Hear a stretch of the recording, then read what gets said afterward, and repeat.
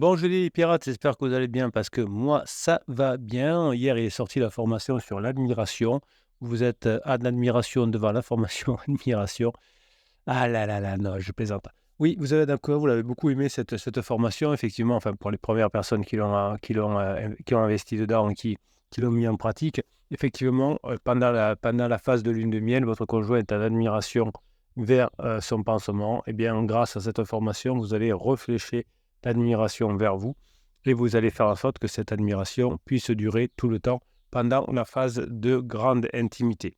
Alors, pour que votre conjoint vous admire à nouveau, bien, vous allez voir comment on fait dans la formation que vous trouvez en descriptif de cette vidéo. Vous appuyez sur afficher plus, vous avez un seul lien qui vous amène sur le catalogue des 200 formations, mais aussi sur le canal Telegram où je vous mets tous les jours des ressources, des textes, mais aussi des vidéos et puis des audios aussi, qui vous permettent de vous former encore plus, d'améliorer ce qu'il y a dans les formations et de les mettre en place.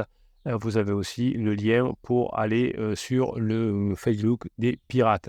Je m'appelle Bruno Marchal, vous le savez, et mon métier, c'est de vous créer les formations qui vous permettent de récupérer votre conjoint et je vous donne tout un écosystème autour des formations pour vous donner la grinta pour les mettre en application. Autour de ces formations, l'écosystème, c'est les vidéos du jour, c'est les lives. Alors des mini-lives presque tous les jours, un gros live par semaine, une vidéo longue tous les jours, une formation par semaine bien sûr, plusieurs shorts par jour, hein, 4, 5, 6, ça dépend quand j'ai de l'inspiration, et bien sûr des textes que je vous écris chaque jour sur Telegram pour faire l'écosystème autour de ces formations. Mon métier, c'est de vous former, de vous créer des formations audio qui vont vous permettre de récupérer votre conjoint. Vous avez aussi le bouquin qui est sorti cette semaine, Comment sauver son couple, le tome 2. Le premier avait eu un grand succès, le deuxième est bien parti aussi. Tout ça, le livre aussi, est pour vous aider à vous former, à mettre en place les formations et à récupérer votre conjoint. Si vous êtes ensemble depuis 5, 10, 15, 20 ans, évidemment, vous avez compris. Vous êtes à la fin de la phase de sécurisation. Peut-être que votre conjoint a aussi fait une crise existentielle à ce moment-là. Eh bien, à vous de jouer maintenant. Vous avez tous les outils avec les formations pour apprendre à passer cette crise et vous faire aider éventuellement par les autres pirates pour mettre en application ce que vous allez apprendre dans les formations. Cette vidéo va vous aider encore à mettre en application en ayant cette grinta. Aujourd'hui, dans la vidéo du jour, je voulais vous faire un petit point sur comment faire prendre une bonne décision à votre conjoint en crise, évidemment basé sur des données neuroscientifiques. Pour toutes les personnes qui ont réussi à récupérer leur conjoint en mettant en application les formations, ils savent qu'à l'intérieur de chacune des formations qui les a aidés, eh bien, on parlait beaucoup de neurosciences, puisque effectivement, les neurosciences sont la meilleure méthode de mon point de vue pour récupérer son conjoint sans avoir besoin de le manipuler. Vous pouvez toujours essayer de manipuler quelqu'un que vous connaissez depuis longtemps. Ça risque d'exploser. Le cerveau, effectivement, est un chef-d'œuvre de complexité. Donc, si vous voulez manipuler avec des choses simples comme le silence radio ou le fumo je te suis, votre conjoint, vous allez vous prendre une porte. Et la prise de décision est une des manifestations les plus fascinantes de la complexité du cerveau. Pour naviguer dans cette mer agitée comme un pirate, dans le bateau, dans le navire dans lequel nous sommes, il faut comprendre les différents mécanismes qui s'y jouent. Le cortex préfrontal, par exemple, est le capitaine du navire. Il évalue les options, pèse les conséquences et planifie les actions. Et évidemment, dans un couple, lorsqu'une crise existentielle frappe, le capitaine peut vaciller sous l'impact des émotions, révélant le rôle crucial de tout le système limbique autour du cerveau amygdalien, de la partie amygdalienne du cerveau. Quand votre conjoint tombe en crise, vous êtes sous le choc et tout seul, vous faites des bêtises, vous commettez des erreurs et grâce à l'application des formations, ça va mieux. Est-ce que vous pouvez récupérer votre conjoint sans vous former? Eh bien, c'est un peu comme si vous voulez apprendre le piano tout seul sans aucune aide, juste en écoutant de temps en temps une vidéo, eh bien, vous n'y arriverez pas. Enfin, ou alors vous mettrez des années pour savoir d'abord quels sont vos défauts, mais aussi ce qu'il faut faire. Pareil pour le permis de conduire, vous pouvez apprendre tout seul, sans aucune aide, sans moniteur d'auto-école, sans quelqu'un qui sait faire, eh bien, vous aurez beaucoup plus de mal à arriver. Si vous appliquez une méthode, eh bien, vous y arriverez comme partout, comme dans l'art, comme dans le domaine professionnel. Donc, vous avez vacillé suite à la crise de votre conjoint, juste lié souvent à la sortie de la phase de sécurisation et le système amygdalien va influencer les décisions beaucoup plus que vous soupçonnez. C'est pour ça que vous faites des erreurs, que vous faites des interdits, mais aussi que votre conjoint qui est mal dans sa peau va avoir tendance à aller voir un pansement. Les neurotransmetteurs, tels que la dopamine, la noradrénaline, vont jouer les rôles d'orchestrateurs invisibles et qui vont moduler vos humeurs, vos motivations, généralement aussi en fonction des humeurs de votre conjoint. Les décisions conscientes et inconscientes vont s'entrelacer de manière complexe. Les recherches montrent que le cerveau peut prendre des décisions bien que nous n'en soyons pas conscients et d'ailleurs très souvent bien avant que nous en soyons conscients, parfois même jusqu'à 7 secondes d'avance selon les études. Imaginez un cavalier sur un cheval fougueux. Je fais un petit clin d'œil à Cheval Fougueux, qui était le pseudo d'une piratesse, ou d'un pirate, je ne sais plus, qui a retrouvé son conjoint il y a quelques années et qui avait été très efficace pour aider les pirates et les motiver pour qu'ils continuent eux aussi sur la voie et retrouver leur conjoint. Donc imaginez un cavalier sur un cheval fougueux. Eh bien, le cavalier croit mener la danse, mais souvent c'est le cheval qui décide du chemin. Donc votre conjoint croit mener la danse et être sûr de ce qu'il dit, mais c'est souvent ses émotions qui le guident et qui le mettent dans le mur. C'est pour ça que votre conjoint souvent se termine avec le nez dans le gazon comme un cheval. Donc les émotions sont des protagonistes indiscutables dans la pièce de théâtre qui est la prise de décision. Votre conjoint a pris la décision de se séparer de vous peut-être, en tout cas croit que c'est une décision définitive et vous allez apprendre à lui faire changer d'avis. Cette amygdale, qui est le gardien des réactions émotionnelles, peut pousser votre conjoint à des choix impulsifs sous l'effet du stress et de la peur, mais vous aussi, vous pouvez avoir des stress et des choix discutables quand vous avez peur, quand vous êtes traumatisé. Sachez que votre cerveau traite des millions d'unités d'informations émotionnelles à chaque instant, éclipsant la petite fraction consciente que nous percevons. Votre conjoint pense aussi prendre des décisions conscientes pour aller voir pansement. En réalité, il est juste bercé par ses illusions et par ses émotions, c'est-à-dire que comme il a mal, notamment à cause de sa crise existentielle ou de la fin de la phase de sécurisation, il a besoin juste de se faire réconforter.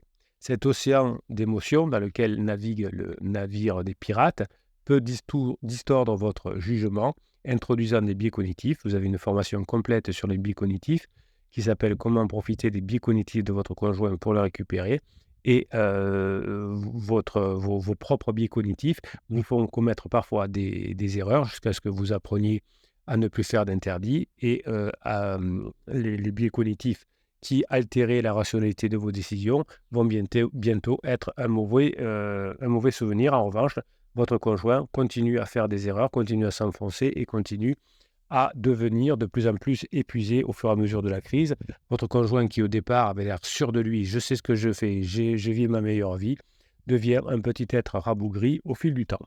Donc des techniques de régulation émotionnelle vont vous aider, telles que la neurohypnose, qui vont apaiser. C'est une lutte intérieure que vous pouvez avoir quand votre conjoint vous dit qu'il ne vous aime plus, et ça va restaurer chez vous une certaine clarté mentale qui va faire des merveilles au fur et à mesure que la clarté mentale de votre conjoint va se déliter au fur et à mesure.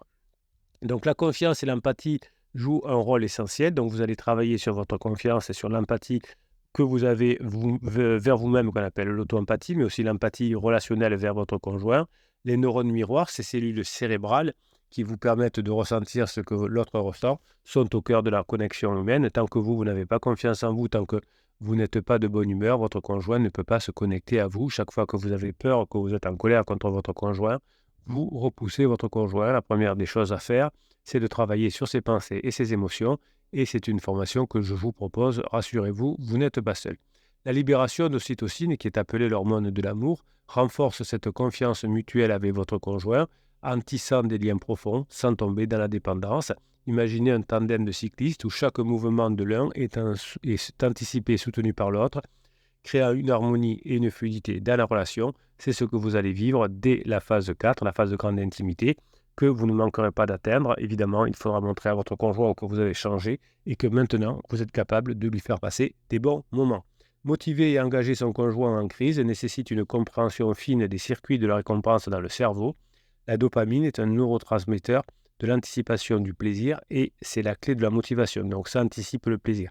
quand votre conjoint passe à son pansement, il anticipe le plaisir. Après, il est déçu, évidemment, parce que pansement est tout pourri. Donc, créez un état d'esprit de croissance chez vous, cher pirate, où chaque défi que vous lance votre conjoint va être vu comme une opportunité d'apprendre, de mettre en application les formations et de grandir. Tout ça va transformer la dynamique et la prise de décision. Si vous utilisez vis-à-vis de votre conjoint la nouveauté, la curiosité, vous avez une formation rapide sur la curiosité, vous avez la nouveauté, la curiosité qui vont agir comme des leviers et qui vont à nouveau capter l'attention de votre conjoint et stimuler l'intérêt. Ça va faire des merveilles pour que votre conjoint change de décision. Vous allez devenir au fur et à mesure des formations un explorateur qui découvre de nouveaux territoires et chaque fois, attisé par l'excitation de l'inconnu, votre conjoint va se rapprocher de vous. Évidemment, quand vous êtes dans une situation difficile, quand votre conjoint au début est en phase d'alarme, vous êtes victime de stress et d'anxiété qui sont des saboteurs de la prise de décision. Vous êtes plein de cortisol qui est l'hormone du stress et qui va brouiller les signaux neuronaux, rendant les choix difficiles. Évidemment, c'est la même chose chez votre conjoint au début. Votre conjoint sent qu'il fait des bêtises par son inconscient, mais ne se rend pas vraiment compte. Et il devient de plus en plus stressé et anxieux. Toutes ces décisions deviennent problématiques. C'est pour ça qu'à la fin de la crise, votre conjoint a des difficultés avec beaucoup de personnes, y compris dans son travail. Pour vous, vous avez les neurohypnoses qui vont vous permettre de modérer l'activité de l'amygdale.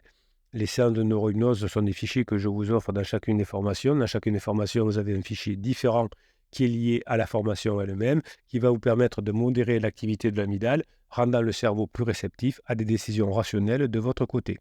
Votre conjoint devra être le moins stressé possible. Moins vous stressez votre conjoint, plus il pourra prendre des décisions rationnelles, c'est-à-dire revenir vers sa famille, ses enfants, et non pas aller souffrir avec un pansement. Vous allez, grâce à chacune des formations, pratiquer une restructuration cognitive. C'est une méthode qui va vous permettre de reformuler les pensées négatives et ça va réduire chez vous l'anxiété et éclaircir votre esprit. Pensez à un jardinier qui arrache les mauvaises herbes pour permettre aux fleurs de s'épanouir. Donc vous allez petit à petit débroussailler votre cerveau, entre guillemets, sortir des erreurs que vous avez faites, sortir des interdits pour vous rapprocher de votre conjoint. La présentation des options que vous ferez à votre conjoint va influencer profondément les choix. L'effet de cadrage, par exemple, va montrer que la manière dont une situation est présentée peut biaiser notre perception et nos décisions. Je vous l'explique dans la formation sur les biais cognitifs. La version à la perte, par exemple, va vous pousser souvent à éviter les risques, même lorsque les gains sont potentiellement élevés. Utilisez des techniques de visualisation pour aider votre conjoint à se projeter dans les différentes options va clarifier les préférences. Finalement, positionnez-vous comme un peintre qui esquisse plusieurs croquis avant de choisir celui qui deviendra son chef-d'œuvre. Donc, choisissez ce que vous allez dire à votre conjoint. Réfléchissez sur les moments que vous allez faire passer à votre conjoint, les histoires que vous allez raconter à votre conjoint et vous allez influencer les décisions. Évidemment, l'accompagnement post-décision est tout aussi crucial pour votre conjoint. La gestion de ce que j'appelle la dissonance cognitive, cet inconfort ressenti lorsque nos actions ne sont pas alignées avec nos croyances, est essentiel pour renforcer les choix faits. Votre conjoint est victime de dissonance cognitive, c'est-à-dire qu'il a pris des décisions, par exemple de vouloir se séparer, et c'est inconfortable par rapport à ses croyances, par exemple. Donc la répétition et la création des nouvelles habitudes neuronales que vous allez permettre à votre conjoint grâce à votre changement va solidifier les décisions, transformant enfin les nouvelles routines en automatisme. Vous allez pratiquer des techniques de feedback positif où chaque petit progrès, chaque petit pas est reconnu et célébré avec votre conjoint. Tout ça va se passer dans ce que j'appelle l'engagement continu petit à petit. N'essayez pas l'exploit du mot magique, de l'être magique pour faire changer. N'espérez pas que le psy de quartier dise une phrase qui va révolutionner les décisions de votre conjoint. Ne pensez pas que la discussion que va avoir votre conjoint avec ses parents va changer des choses. Non, vous allez récupérer votre conjoint. Oui, c'est sûr si vous faites ce qu'il faut. C'est l'engagement continu dans la façon de changer et de vous former qui va faire que vous allez réussir. C'est comme tailler un bonsaï où chaque coupe minutieuse et chaque ajustement soigné vont créer un chef-d'œuvre vivant et harmonieux. Cette métaphore, vous devez l'avoir ancrée dans votre tête. Taillez votre bonsaï et chaque coupe minutieuse va changer la relation. La culture va vous aider aussi à comprendre comment faire changer de discussion à votre conjoint qui va permettre aussi de faire changer de décision. Au cinéma, par exemple, de nombreux personnages se trouvent confrontés à des situations où ils doivent influencer les décisions d'autres personnes. Ces histoires peuvent vous offrir des leçons précieuses sur le mécanisme de prise de décision et les stratégies pour guider votre conjoint vers vous. Dans Inception, un film de 2010, Dom Cobb, qui est interprété par Leonardo DiCaprio, est un expert en extraction, une technique qui permet d'entrer dans les rêves des gens pour y voler des secrets. Vous pourrez voler les secrets de votre conjoint en crise. Pour accomplir son contrat, il doit réaliser l'opération inverse, implanter une idée dans l'esprit de quelqu'un, un processus appelé Inception. Pour convaincre Robert Fisher de démanteler l'empire de son père, Cobb et son équipe doivent naviguer dans les couches profondes de son subconscient. La clé est ici de faire croire à Fisher que l'idée vient de lui-même. Ce serait pas mal si vous faites pareil avec votre conjoint, ce qui implique une compréhension profonde des dynamiques émotionnelles et des désirs inconscients. Ce film illustre parfaitement comment les décisions inconscientes peuvent être influencées et façonnées dans des contextes émotionnels et dans des cadres narratifs bien construits. Dans Angry Man, c'est un vieux film de 1957, c'est un classique, le film montre comment un seul juré, interprété par Henry Fonda, parvient à faire changer d'avis les 11 autres membres du jury lors d'un procès pour meurtre. En utilisant la logique, la raison et une compréhension fine des préjugés et des biais cognitifs, Henry Fonda sème progressivement le doute dans l'esprit de chaque juré. Fonda ne force pas avec les autres à changer d'avis, comme vous n'allez pas forcer votre conjoint à changer d'avis, mais Fonda les guide subtilement à reconsidérer leur position initiale en posant des questions stratégiques et en les exposant dans les failles de leur raisonnement. Je vous invite à regarder ce vieux film que l'on trouve un peu partout, qui s'appelle Angry Man. Cela va vous aider à démontrer l'importance de l'analyse relationnelle et de la capacité à voir au-delà des premières impressions pour influencer les décisions de manière constructive. Dans The Shawshank Redemption, en 1994, de Tim Robbins, l'acteur de Tim Robbins joue le rôle d'Andy Dufresne, qui est un prisonnier condamné à vie pour un crime qu'il n'a pas commis. Donc vous pouvez être condamné aussi par votre époux, votre épouse pour un crime que vous n'avez pas commis. Eh bien, dans le film, Tim Robbins doit convaincre ses compagnons de cellule et les gardiens de l'importance de l'espoir et de la persévérance. Si vous avez de l'espoir et de la persévérance, vous pourrez récupérer votre conjoint. Andy influence subtilement les décisions des autres par ses actions et son comportement exemplaire, montrant que même dans des situations désespérées, il est possible de trouver des moyens de maintenir l'espoir et la dignité. Par exemple, en aidant les gardiens avec leurs finances et en améliorant la bibliothèque de la maison, Andy gagne la confiance et le respect, changeant ainsi leur perception de lui et en influençant les décisions en sa faveur. Donc vous voyez que Andy a changé de comportement et les personnes ont changé de comportement avec lui. Dans le dernier exemple que je voulais vous donner, un film de 2010, The King's Speech, interprété par Colin Firth, le roi George VI doit surmonter son bégaiement pour assumer pleinement ses responsabilités royales. Vous pouvez apprendre à avoir un bon dialogue avec votre conjoint. Lionel Logue, son orthophoniste, utilise des techniques peu orthodoxes pour aider le roi à prendre confiance en lui et améliorer son élocution. Si vous avez confiance en vous, vous pourrez récupérer plus facilement votre conjoint. À travers des méthodes de thérapie innovantes et un soutien émotionnel constant, Log parvient à influencer les décisions du roi concernant son traitement et son rôle public. Si vous avez de la patience, si vous avez un savoir-faire, vous pourrez également permettre à votre conjoint de changer d'avis. Ce film montre comment le soutien empathique et les techniques de développement personnel peuvent transformer les capacités décisionnelles d'une personne en crise. Si vous faites ce qu'il faut, si vous mettez correctement en application les formations, vous aussi, vous pourrez passer en phase 4, mais vous êtes en train de vous rendre compte qu'il y a plein de choses que vous avez besoin d'apprendre. Heureusement, chaque semaine, il y a une formation nouvelle. Vous ne pourriez pas évidemment deviner tout ça tout seul, ou alors ça vous prendrait des années. Rassurez-vous, vous êtes au bon endroit. L'investissement que vous faites sur vous va entraîner une diminution considérable de dépenses. Donc, vous savez que un divorce vaut 20 000 euros la première année, coûte 20 000 euros la première année en dépenses et 10 000 euros les années suivantes. Je vous ai fait une vidéo récente sur le divorce de Kevin Costner qui devait payer 60 000 euros par mois. Ce n'est pas 20 000 euros par an la première année, c'est 60 000 euros par an de frais de divorce. Alors évidemment, c'est quelqu'un qui a de l'argent et son épouse, qui a été déboutée sur un bout du procès, a dû lui payer 1 million d'euros. Donc vous voyez que ça vaut le coup de se former. Au moins, personne ne peut vous prendre ce que vous avez dans votre tête. Je vous souhaite la journée que vous méritez. Devenez admirable grâce à la formation de cette semaine. Devenez admirable pour être admiré par votre conjoint. Je vous souhaite la journée que vous méritez, mes pirates adorés.